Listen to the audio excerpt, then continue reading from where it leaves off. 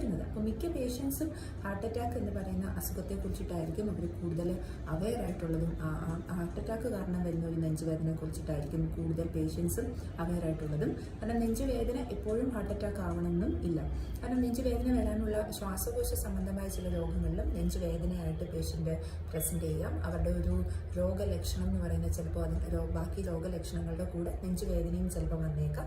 അപ്പോൾ അതായത് ഏറ്റവും കോമൺ ആയിട്ടുള്ള രണ്ട് അസുഖമായ ബ്രോങ്കിയൽ ആസ്മ, COPD എന്ന് പറയുന്ന ശ്വാസകോശ സംബന്ധമായ രോഗങ്ങൾ. ആസ്മ നമുക്ക് എല്ലാവർക്കും അറിയാം, ശ്വാസമുട്ടൽ വരും, ചുമ കാണും. അങ്ങനെയുള്ള ബ്രോങ്കിയൽ ആസ്മയും പിന്നെ സ്മോക്കിംഗ് ചെയ്യുന്ന, അതായത് പുകവലിക്കുന്ന ആളുകളിൽ വരുന്ന COPD എന്ന് പറയുന്ന അസുഖത്തിലും ചിലപ്പോൾ, അതായത് സിവിയർ COPD അല്ലെങ്കിൽ സിവിയർ ആസ്മ, സിവിയറിറ്റി കൂടുക എന്ന് പറയുമ്പോൾ അതിൻ്റെ സിംറ്റംസ് കൂടി, അതിൻ്റെ ഒരു കൂടുതൽ സിംറ്റംസ് വരുന്ന ഇൻഫെക്ഷനൊക്കെ വന്നിട്ട് വരുന്ന എക്സസർബേഷൻ എന്ന് പറയും. സിംറ്റംസിൻ്റെ സിവിയറിറ്റി കൂടുതലായിരിക്കും.